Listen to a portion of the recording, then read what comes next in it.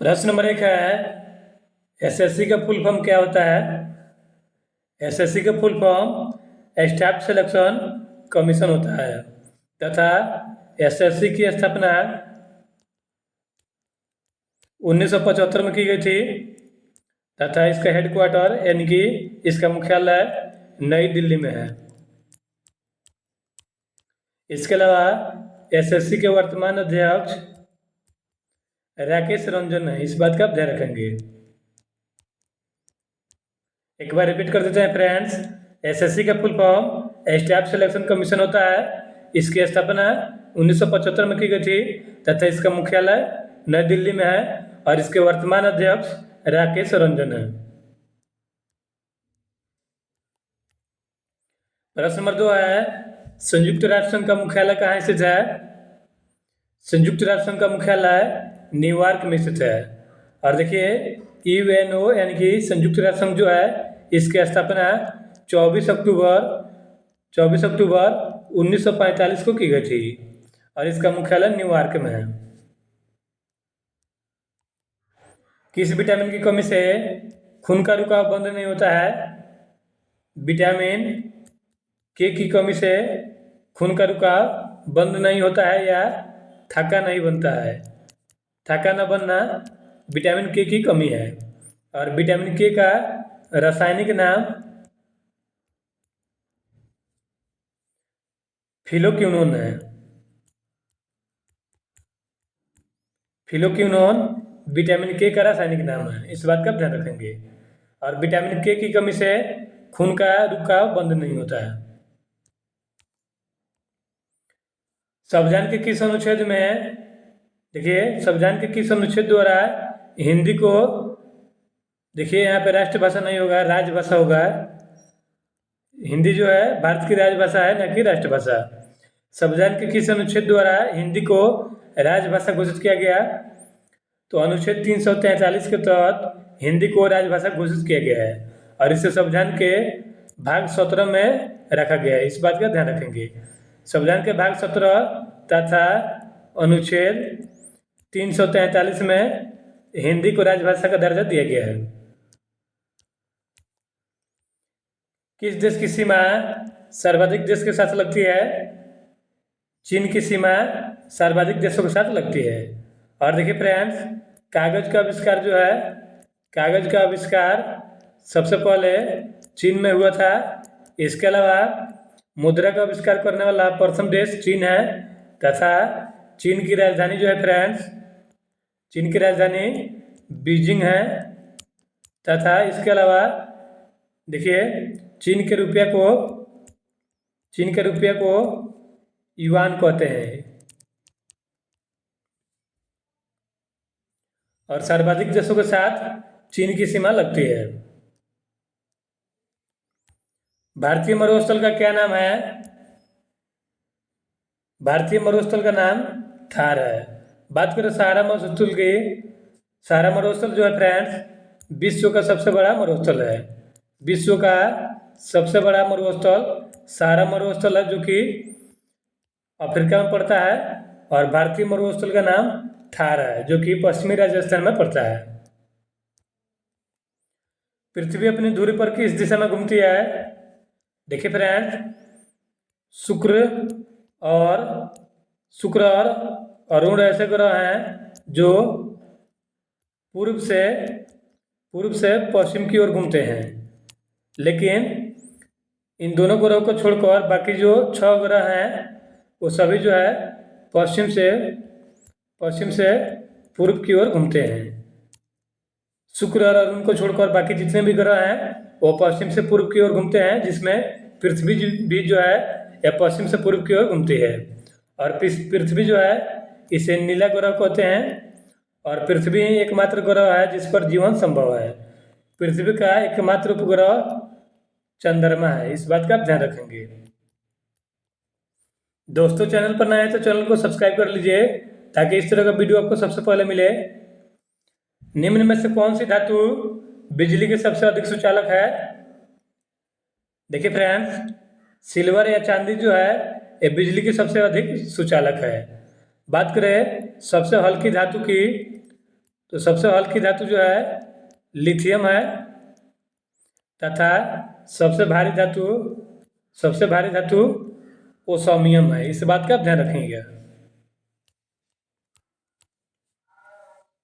और चांदी जो है ये विद्युत की सबसे बड़ी सुचालक है। स्वतंत्रता मेरा जन्मसिद्ध अधिकार है और मैं इसे लेकर रहूंगा, किसने कहा था? ये कहा था बाल गंगाधर तिलक ने। Right answer option number A हो जाएगा। बाल गंगाधर तिलक ने मराठा और केसरी समाचार पत्रों को संपादन किया था। इसके अलावा इन्होंने गीता रहस्य पुस्तक को लिखा था। गीता रहस्य पुस्तक के लेखक बाल गंगाधर तिलक हैं, तथा इन्होंने स्वराज मेरा जन्मसिद्ध अधिकार है और मैं इसे लेकर रहूंगा का नारा दिया था। हमारा सौर मंडल जिस आकाश गंगा में स्थित है उसका नाम क्या है? यानी कि हमारा सूर्य जिस आकाश गंगा में स्थित है उसका नाम दुग्ध मेखला या मंदाकिनी है। इसे मिल्की वे भी कहते हैं, इस बात का ध्यान रखेंगे। हिंदी भाषा का पहला समाचार पत्र कौन था? हिंदी भाषा का पहला समाचार पत्र उदंड मार्तंड था, जिसे 1826 में जुगल किशोर पंडित द्वारा प्रकाशित किया गया था। यह एक साप्ताहिक हिंदी समाचार पत्र था उदंड मार्तंड, और इसे 1826 में जुगल किशोर पंडित ने प्रकाशित किया था। रामचरितमानस के लेखक कौन है? रामचरितमानस के लेखक तुलसीदास हैं, और तुलसीदास जो है फ्रेंड्स, इन्होंने रामचरितमानस को अवधी भाषा में लिखा है। इसके अलावा तुलसीदास जो है फ्रेंड्स, यह अकबर के समकालीन थे। अकबर के समकालीन थे तुलसीदास।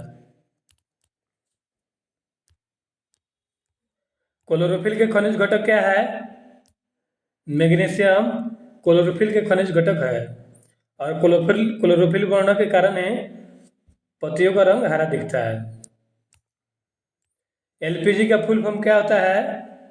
एलपीजी का full form liquid petroleum gas होता है, और एलपीजी में मीथेन, ब्यूटेन तथा प्रोपेन होता है।